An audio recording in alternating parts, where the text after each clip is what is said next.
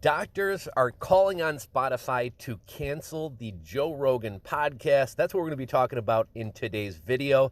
What's happening, guys? You guys have tuned into Rules for Rebels. I noticed on Twitter, Joe Rogan was trending this morning, and the articles that were trending were this kind of flurry of articles about how 260 doctors have called on Spotify to cancel the Joe Rogan podcast. And this is kind of interesting because probably 6 or 8 months ago, we started seeing articles coming out saying, is Joe Rogan too big to cancel? Is he too big and is he too popular to cancel? And Joe Rogan is one of the few people who hasn't been silenced or censored or canceled. You know, when Joe Rogan first left YouTube for Spotify, I thought it was kind of stupid. And while Spotify has taken down some of his podcasts that some people have found offensive, overall, he's been allowed to kind of continue to do his thing and not be censored, not have his messages shut down. But here's what's kind of interesting about this. First off, I would love to hear from you guys. Do you think Spotify will actually cave to the pressure and wind up removing the Joe Rogan podcast, which at this time is not only the most popular podcast in the world, but what, less than 2 years ago, Spotify gave Joe Rogan $100 million to come over to their platform. I'm going to say I don't see it happening, but I'd love to hear your thoughts. Go ahead and drop a comment down below. Let me say at the outset of this video, I'm not a big fan of censorship. I'm not a big fan of shutting people down or canceling people. I'm a big believer in the idea that the answer to bad information is good information. My other problem with canceling people is ultimately, at the end of the day, a human is going to have to decide who gets canceled and doesn't get canceled. Humans all are imperfect. Humans all have biases. And so anytime you put one person in charge of, censoring people or having the power to shut down certain thoughts, certain ideas, certain people, not only is that person in charge of that imperfect, but that person also has their own biases. And here's another problem with canceling people. A lot of things that a year ago, year and a half ago, 2 years ago, were considered misinformation and which would have gotten you thrown off social media, today we know to be factually true. I'm not going to go through all the examples, but I mean, you guys, I'm sure you guys are aware of them. Feel free to drop them in the comments if you want. I maybe can't say them on YouTube because facts aren't necessarily allowed, but a lot of things that were considered misinformation a year ago, everybody agrees to be fact today. So would it have been fair to kick those people off social media or censor those people? That already has been done, but we kind of see why that isn't the right thing to do. The mantra of the past 2 years has been trust the science, trust the science, trust the science. Dr. Anthony Fauci told us, I am science, you cannot question me. That is the opposite of what science is. Science is all about challenging pre-existing ideas. Science is about putting ideas to the test, and we're not seeing that. And that's not even the message we're being given. We're being given the message, trust the science, trust what we say. And that's exactly the opposite of what science actually is. Here's another thing about shutting down misinformation. So misinformation seems to be, we seem to classify misinformation as anything that doesn't go along with the official narrative that we want to push. And here's what I mean by that. There have been things said that are factually true, but people have been kicked off social media platforms because that's not the message that we want to promote. Well, then we can look at other people like President Joe Biden, who within the past 2 months, Joe Biden said, if you get the thing in your arm, you will not get the beer cough. He said that right on TV to all Americans. At the time, everybody knew that to be factually untrue, but he said that it wasn't called out as misinformation. He didn't have his Twitter account shut down. Even more recently, Supreme Court Justice Sonia Sotomayor came out during the proceedings about the thing in your arm mandate, and she said over 100,000 kids are in ICUs in critical care, many of them on ventilators. She also went on to say that the Omicron is just as deadly as Alpha and Delta and previous variants. Both of these things factually untrue. There's no disputing it. These things are untrue. Social media didn't stop her. Nobody called her out. Nobody corrected that. I know the other day, White House reporter Peter Doocy asked Jen Psaki about this, and she said, it's not really my place to comment on this. And he said, well, the White House has been very vocal about calling out misinformation and correcting misinformation. Do you want to correct this? And she said, no, it's not my place to correct that. You got to keep in mind the White House met with all the major social media companies and encouraged/forced them to censor things that go against the official narrative. Another thing, anything that causes the thing in your arm hesitancy is not allowed on social media. So this isn't about factually true or untrue information. This is about anything that would maybe make somebody hesitant to get the thing in their arm is not allowed to be said. Now, with any medication, there's risks. With anything in your arm, there's risks, very small risks, but albeit risks. A couple hundred people per year die from taking Tylenol, Advil, aspirin, over-the-counter painkillers. And that's why we have warnings on the bottle, and that's why when drug commercials are on TV, we have warnings about negative side effects. They may be rare, but they are out there, and people should be informed about them. Well, even if you say something that's factually untrue, if what you say could cause somebody to be hesitant to get the thing in their arm, that's not allowed to be said. So we're not just shutting down misinformation, we're shutting down information, and we're pushing a very specific narrative. I think we might head over to Twitter and Reddit and kind of see what people are saying about this. But let's take a look at this Fortune article, which was reposted on Yahoo News. Spotify under fire as 260 doctors blast podcaster Joe Rogan's beer cough claims. Now, one thing that I thought was interesting about this article, they talk about how terrible Joe Rogan is and how much misinformation he's spreading, but they don't actually call out any, you would think you would say, here's something he said, here's the truth. Here's something he said, here's the truth. They don't actually call out any misinformation. They just kind of say, like, they don't agree with what he's saying. Let me know, are you guys fans of the Joe Rogan podcast? I used to listen to the Joe Rogan podcast a couple times a week while I was working. Like, I was a regular listener. Since he moved over to Spotify, I don't really use Spotify besides listening to Joe Rogan. So it's just not right in my face and right in front of me like it used to be with YouTube. So I think that's kind of the main reason why I haven't listened as much. A lot of people complain that Joe Rogan has gone like too right-wing, too libertarian. Every single episode is about the beer cough. And even though I kind of like and approve of the message that Joe Rogan puts out, don't hate me for that, even though I kind of agree with the ideals, agree with freedom, agree with a lot of the things that Joe Rogan is saying, it almost does become overkill. It's like, dude, get one of your, I didn't even really like the episodes where he had martial artists and comedians on, but it's like, just to mix things up, get one of these other people on here, because it is kind of the same old, same old, same old, same old. A lot of people say like Joe Rogan is obsessed with the beer cough and is obsessed with, kind of the issue of freedom. And even as somebody who kind of agrees with that message, I kind of get tired of it. Although I do kind of get where Joe Rogan's coming from, or I do kind of get the obsession. Have you ever met a vegan who all they talk about is like animals and animals and animals, and you should be a vegan and everybody should be a vegan? It's annoying, right? They're a one-note song. That's all you hear over and over. But it's kind of understandable. Like, if you ever actually looked into our factory farming system, how animals are treated, the condition that these animals live in, and also the quality of food that you're getting because of that, you would literally be disgusted by the entire thing, and you would either stop eating meat or only eat, halal meat or kosher meat. It's almost like once you know this information, you have a moral imperative to try to tell other people.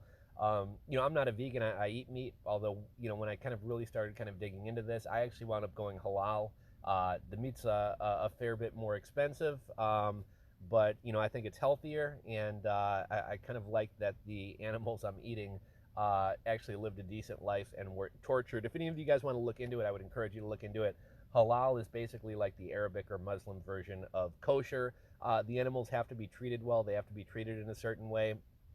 They aren't killed in front of other animals. They have to be killed separate from other animals.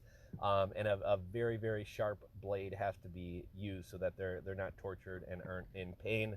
And I kind of think that's kind of a good medium. I'm not really willing to stop eating meat, but I would like meat that's healthy for me because it was raised properly, and I do want the animals treated with as much dignity and respect as possible. It's a little bit of a tangent, but it's kind of like, I kind of get why vegans are like that. And as far as Joe Rogan is big on freedom and logic and common sense and open dialogue. And when you see when you're being bombarded with the exact opposite of that 24/7 for 2 years, I can see why he feels the need to be outspoken on those topics and to get information out there. And honestly, he's one of the only people who hasn't been shut down by social media, mainstream media, had advertisers all cancel on him, et cetera. Like, he might just be too big to fail. But let's hop into this article. Streaming service Spotify says that it bans false and dangerous information about the beer cough on its podcasts. We will not allow content that infringes or in any way is inaccurate. We are very, very strict about our policies as they relate to harmful, threatening, or malicious content, and we state all of our policies online. Spotify's Chief Content and Advertising Business Officer Dawn Ostroff said at Fortune's Most Powerful Women Summit in October. Here's another thing, just in terms of, I don't know if you want to call this misinformation, but you remember back in 2020 when people said, we're heading down a slippery slope. We're going to wind up having the thing in your, excuse me, we're going to wind up having the thing in your arm passports, within the next 6 months or year. We're heading in a dangerous direction. And, Biden said, no, we're not going to do that. It's not the federal government's place to do that. Nancy Pelosi said, not only are the thing in your arm mandates or passports not effective, but it's not in the federal government's purview to do that. We heard everybody say, that's crazy. That's conspiracy theorists saying these things. That would never happen. And then 6 months later, we have them. My hometown of Chicago just rolled out a passport the other day. So we've seen time and time again things that people said, that's crazy, that's a conspiracy theory, that won't happen, and all these things have wound up coming to fruition. There's actually kind of a joke. What's the difference between a conspiracy theory and truth? About 6 months, and in reality, it's more like about a week these days. Spotify went on to say, we will not allow content that so we talked about that part. But over a year after signing up star podcaster Joe Rogan, who routinely invites guests who have made unsubstantiated medical claims on his program, the company is falling far short of its promises, critics say. On December 31st, Joe Rogan interviewed they don't mention he's a doctor, but Dr. Robert Malone, a virologist who was recently banned from Twitter for spreading misinformation on Pfizer's mRNA thing in your arm. Now, here's something interesting. So the way that something is framed is very important. Dr. Robert Malone is a doctor. He's not just a crazy guy. He might be a crazy guy, but he is a doctor. He is also one of the creators, one of the inventors. His name is on the patent for the mRNA thing in your arm.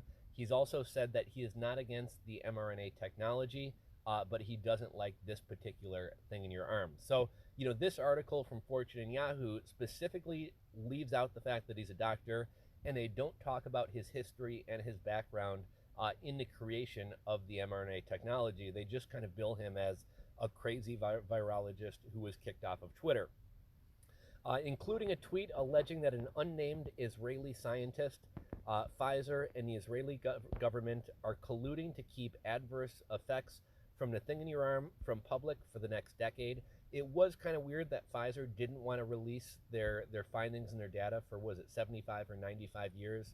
I believe I think it was the Supreme Court recently said, no, you have to release this many pages every 8 weeks. And I think over the course of the next year or year and a half, that's going to be out. But science isn't hiding information for 75 years or 95 years. Science is putting all the information out there and letting that information be challenged. So we already see an example of this isn't what science is about. Additionally, Malone had made inflammatory comparisons, such as equating the things in your arm with mass psychosis and likening the pandemic policies to the Holocaust, which caused the controversial interview to be removed from YouTube.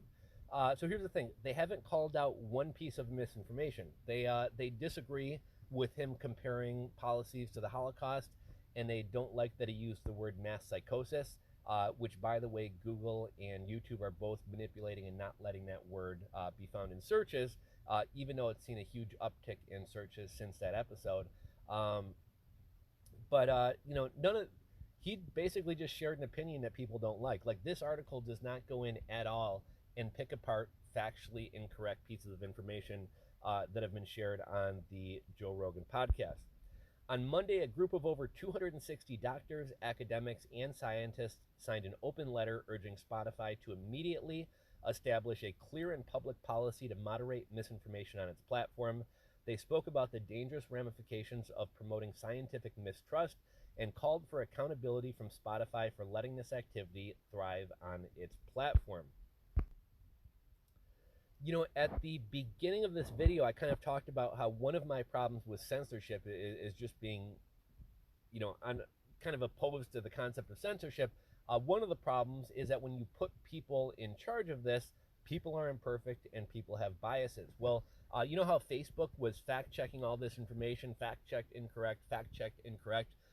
Facebook recently came out and said, look, they just basically admitted and apologized and said our fact checks aren't actually facts; they're opinions. Our fact checkers are sharing opinions.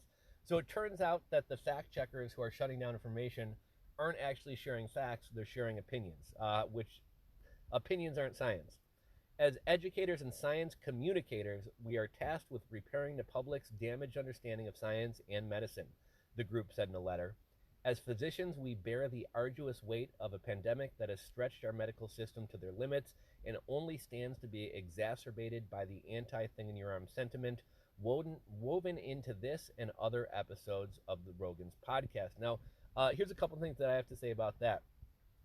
First off, one of the biggest things that's going to cause people to be distrustful of you is censoring people and shutting down information, especially when that information is factually true.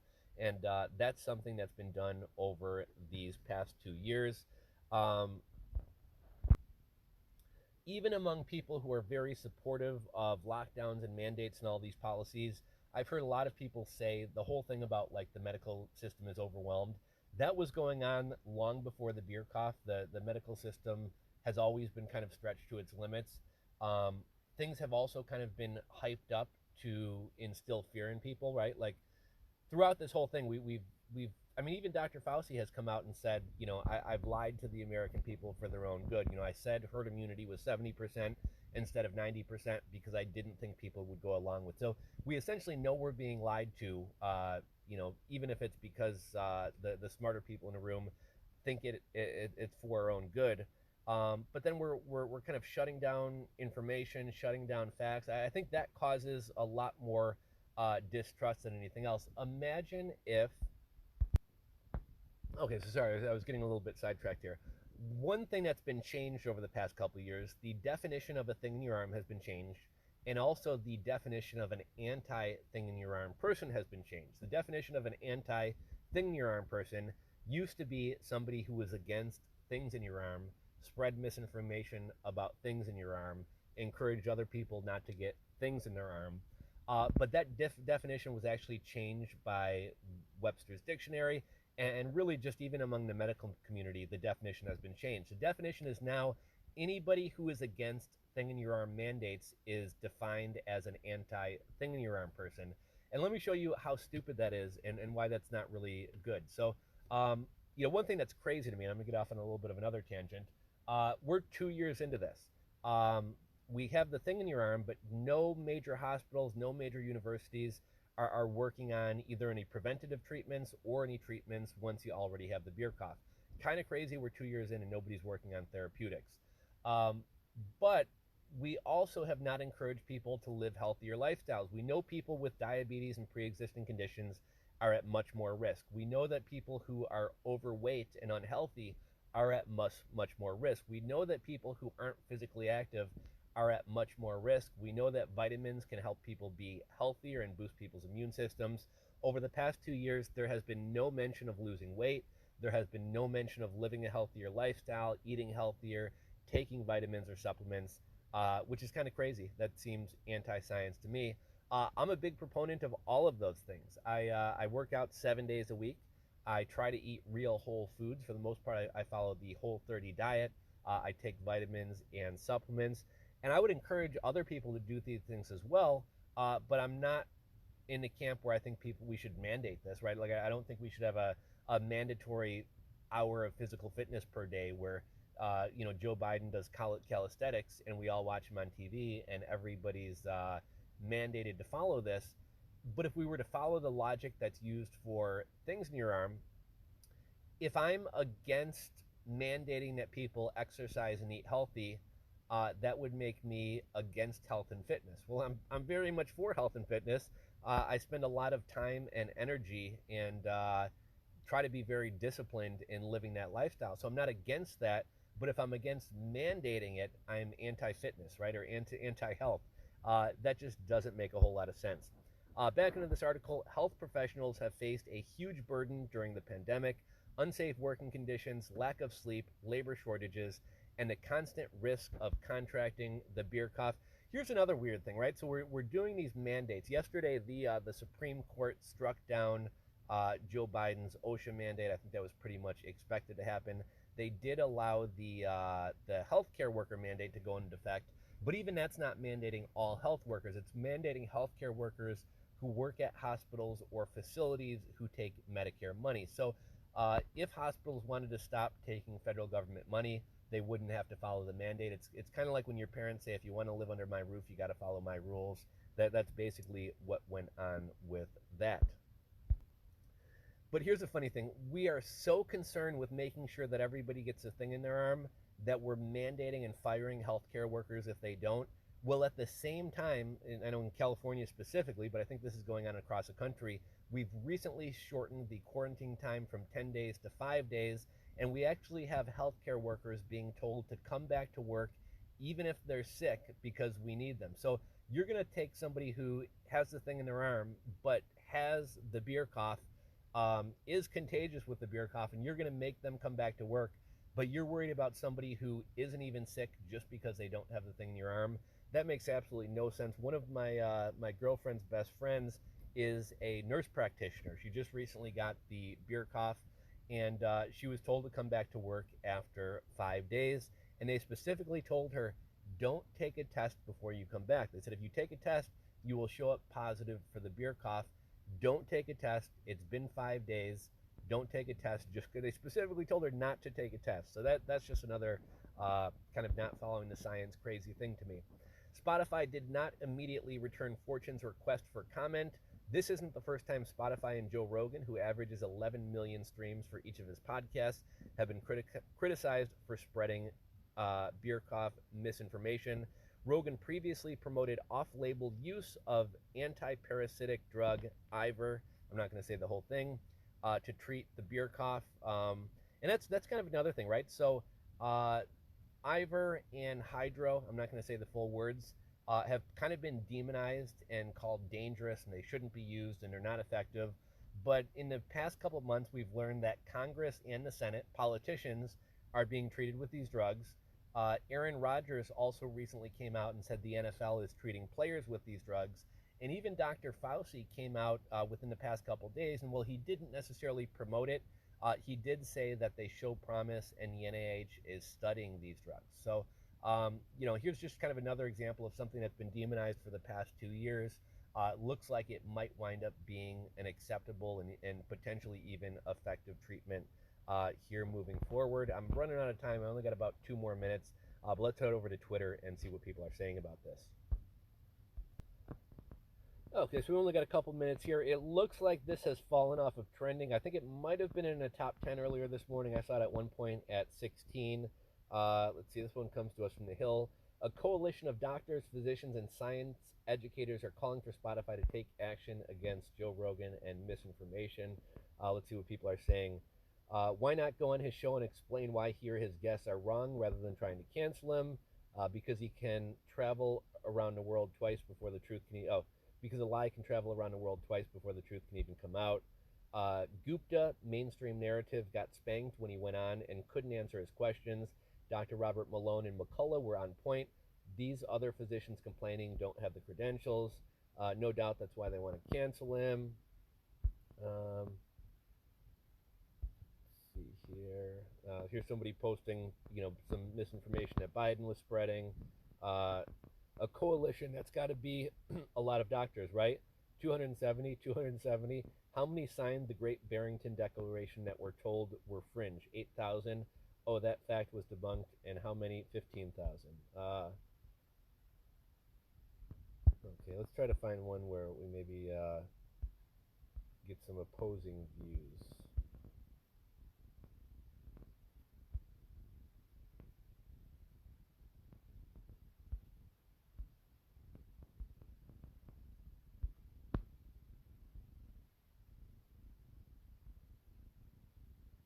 Okay, so I'm kind of surprised. This seems like mostly positive.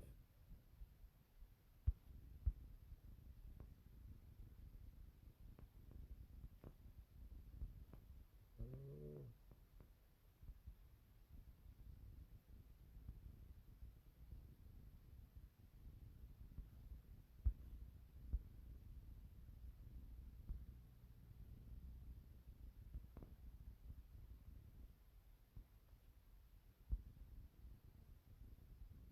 Okay, so here we go. This one comes to us from Occupy Democrats. 270 prestigious doctors and scientists blast Joe Rogan. Let's see the responses. So these should be, I kind of like seeing both sides of arguments and things like that. Are you against free speech? Rogan can say whatever he wants, but private companies don't have to give him a platform. Well, Spotify gave him $100 million, so they apparently do want to give him a platform. He's the most popular podcast in the world. Prestigious doctors, remove your tweet instead. You can't silence people just because you don't like what they're saying. Sorry if your feelings are hurt. Uh, you realize it's against the law to shout fire in a crowded theater when there is no fire. Deadly misinformation is against the law because it's deadly. You can only get 270, and there's millions. Those are not good numbers. Why not debate them, or do good guys just censor the opposition? Um, I'd rather have pharmaceutical companies be held liable for their products. In a democracy, the mob can eliminate individual choice. In a republic, the individual has protected rights. Um, Where is a list? So when you say prestigious doctors and scientists, I can safely assume Rand Paul was not among them. Those who have the ear of many need to use that influence responsibly. When they spread misinformation and or outright lies, they can have a detrimental or even deadly effect. They should be held to account. The right of free speech doesn't mean free from consequence. So when you have a popular podcast, you should never share your opinion. His podcast is so huge because people are attracted to honesty. He's not always right, but he is always speaking his truth instead of silencing opinions. Why not advocate for people to be critical thinkers? Let's see. No way, free speech for everyone. Even though that Spotify agrees with him. Um, you don't think it's at least a little bit weird that you are constantly trying to shut people out of a conversation, that you work so hard to increase access to the polls, but work tirelessly to eliminate people from being able to discuss ideas publicly? Very concerning. Oh, sweet, it's about time. Hey, Spotify, I'm ready to close my account. What's up? Let's see. Spotify's the most, or Joe Rogan's the most popular podcast on Spotify, so I'm not sure if they're really worried about losing Colin Whitey's account. Um, since when science communicators, nurses became doctors and science? Huh? I don't get that one. Rogan should have them on his show and argue their points instead of silencing him. Supporting censorship is progressive, definitely not democratic. So, what do you actually stand for? Don't see that happening. Holy shit, I remember when people freaked out about rap promoting violence and they took off rappers. Then Kendrick posted and they reversed the withdrawal. Will never happen again. Um,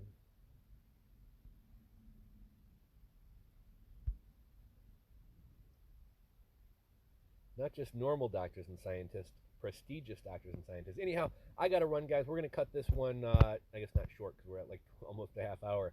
But let me know what you guys think about this topic. Do you think Spotify will do anything? Do you think Spotify should do anything? As always, would love to hear your thoughts, comments, and opinions, so go ahead and drop them down below. If you're not subscribed to the channel, click that subscribe button down below and ring the bell. And if you enjoyed today's video, please do me a favor and leave this one a thumbs up. Thanks for watching, and I'll catch you on the next video.